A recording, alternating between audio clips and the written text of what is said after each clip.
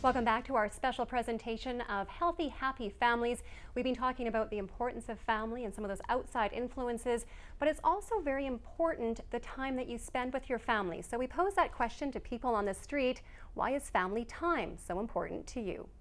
A little bit is sort of your own little mini community where you know the people and you know sort of what they're going to do, how they're going to react, and how they relate to you. I'd have to say going on lacrosse trips with my family. Like, I was in lacrosse as a young boy, and just being close, you know, going to the motel and being all together. Just getting out and doing stuff together, holidays we've taken and celebrations, yeah.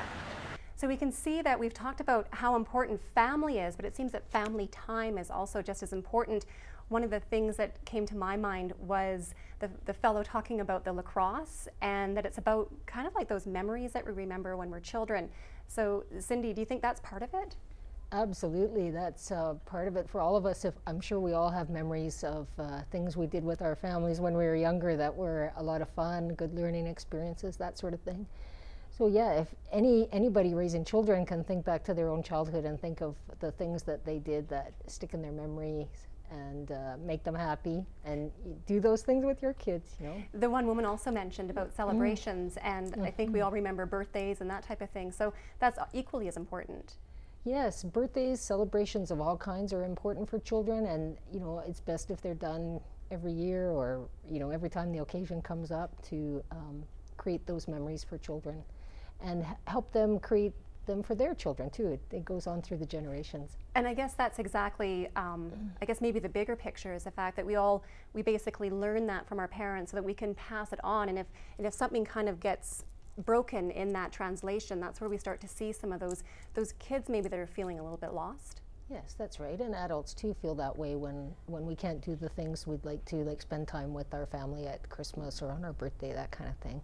So yeah, those moments are really important, and they don't have to be big fancy trips somewhere. It can be at home. It can be very simple things that we do with our children.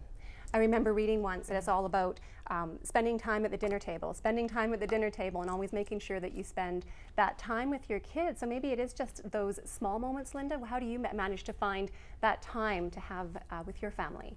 I agree with you, Sandra and Cindy. It's about quality, not necessarily quantity. And so at home we use dinner time. We're not always able to eat every meal together anymore with our kids' schedule, but you know what, at dinner time it's maybe an opportunity to just sort of discuss what went on during the day. And Cindy says it's not about the big splashy holiday to Disneyland. Sometimes it's the small moments and taking the time to listen to one another, keeping the communication lines open. Now, Richard, I keep talking about you being a retired teacher, but you're also a dad. I am, yep. So what were some of the things that you did with your children as they were growing up? Lots of sports, and we're just talking about holidays, and we were just on a holiday, and you know, our boys are getting older, and they like to do their own things, but one thing we insisted on was dinner together every night, just for that one time. What do you think it is about that event, that sitting around a table with your kids, that makes it so important? I'm not sure. Just the togetherness, just being together. And as I say, our sons are getting older and they're going their own ways, but it's nice to be together. It's a nice feeling. Definitely. And is there something to be said about that? Is there something about being together in that particular all together that makes kids maybe open up more, or is there anything that you witnessed as far as being a child psychologist in that regards? A big thing that happens when families take that time together is they tune in with each other, and the parents have a chance to check how's the child doing emotionally, and you know, is something bugging them, and giving them that moment to open up if something is bothering them. So yeah, it's those quiet moments where you tune in to each other that are so important. What if a parent maybe schedules that type of thing? I mean, there's got to be different ideas. It's not all about sitting around at dinner time. Not everyone, like you say, can end up doing that. So what are some other things that, you know, maybe it's a single mom or a single dad or someone, they're trying their best, time isn't their friend right now. So what can they do to make that difference in their child's life? Maybe something as simple as you're driving your son or daughter to school, having a chat while you're You're making that trip to school. Little things like that can make a huge difference, again, staying connected with one another. Or just going on a hike or something, going on a picnic, you know, doesn't have to be for a long time, but just spending some time together. Anything to add?